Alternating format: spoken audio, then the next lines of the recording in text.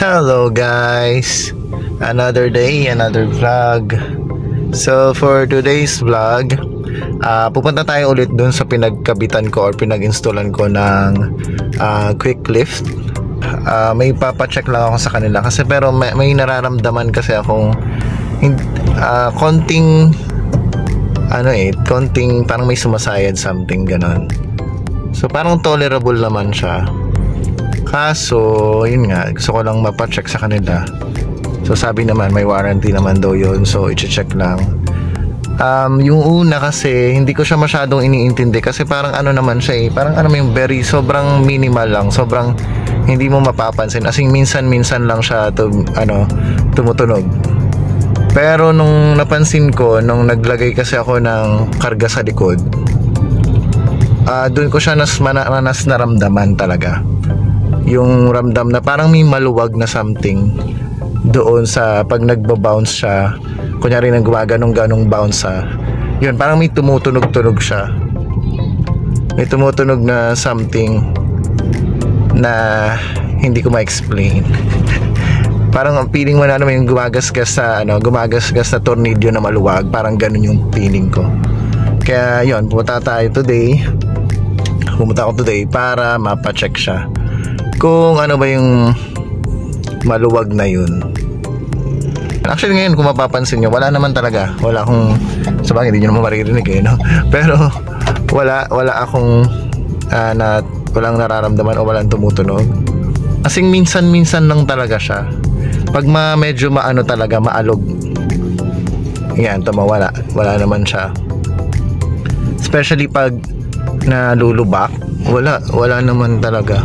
Pero may times talaga na yun naramdaman ko may tumunog siya. Kasi gumanon siya basta gumanong ganun na siya, ayun, meron siyang tumutunog. Saka especially nga yung nagkarga ako sa likod ng marami. So feeling ko yung harapan ko medyo umangat So siguro dun yung mas naramdaman. Kasi siguro kung maluwag man yung tornilyo nun, ibig sabihin, nakaangat din siya. So, mas naramdaman ko yung tunog-tunog doon nung meron akong karga sa likod. Kaya yun. Kaya dadalhin ko na lang siya. So, wala kasi akong time kaya na sobrang tagal bago ko na padala o dadalhin. So, ngayon lang talaga. Pero nakausap ko na talaga si Import Car Accessories. Matagal na. Nasabi ko na talaga sa kanya. Wala lang talaga akong time na pumunta. So, ngayon lang talaga ulit. I-add ko lang din pala habang hindi pa tayo nakarating doon. Medyo napansin ko rin na sa manubela kasi ramdam ko siya kahit naka-stop yung engine lang yung engine vibration. Parang ramdam ko rin sa manubela. Meron siyang ganun Feeling ko sa support siguro to. Yung support ng matawag sa ganun, yung mahabang tubo doon, yung nagko-connecta sa gulong. Piling ko doon yung may issue. Nagkaroon siya ng, ewan ko lang kung di nakabit ng tama o hindi nasikipan. Kasi yung nag-quick lift kasi ako, tinanggal nila kasi yung lahat Kasi yung binaba nila yun, pati yung ang tawag ba doon? Stabilizer ba yun? Yun yata yung tawag doon, yung mahaba. Basta yun. Yun, anyway, papakita ko na lang mamaya kung paano nila i-check.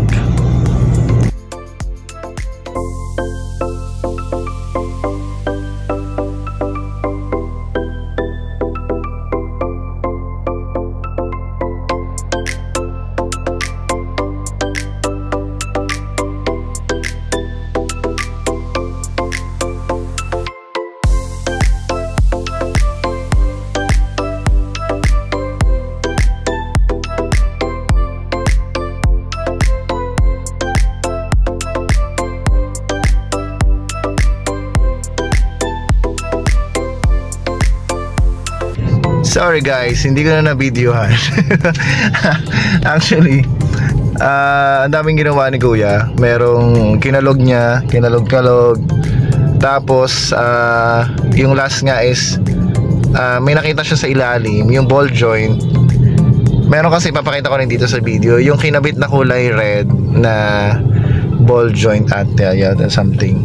Nag-ano daw siya, since adjustable kasi yon, nag-twist daw siyang ganon. Kaya ang nangyari, medyo nakalumapat siya doon sa arm ng gulong, parang ganon. So yun yung nangyari. So ang ginawa, pinantay ulit, kasi yung kabilang side naman hindi naman siya ganon, hindi siya tabingi, parang tumabingi daw kasi ganon kasi nga adjustable siya. Yung pag-adjust na yun hindi kasi masikip siguro o lumuwag lang. So ang nangyari, yun nga, inano niya, tapos sinikipan, then nag-test drive kami. Ayun nga, ito kabababa lang niya. Then yung pagka-test drive namin, nawala na. Naramdaman ko yung minsanang tunog. So wala na siya. Hindi ko na-videohan yung pag-uusap namin, saka also yung pagka-adjust niya. Konting-konting clips lang na record ko. Nahiya din kasi ako nayari din akong i-video siya, siyempre. Pero yan, I'm happy kasi yun lang pala yung issue, as in sinikipan lang. Tama yung hinala ko talaga na may maluwag lang. So yun na yun guys. Gusto ko lang din magpasalamat sa Import Element Accessories, car accessories, kasi very accommodating sila dun sa concern ko. Pagdating ko, yun nga, inayos naman nila agad o chinek nila agad.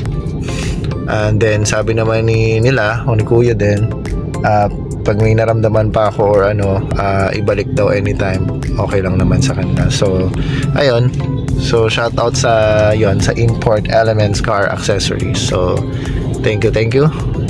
Yan, okay na ako ulit. Yun lang guys, bye.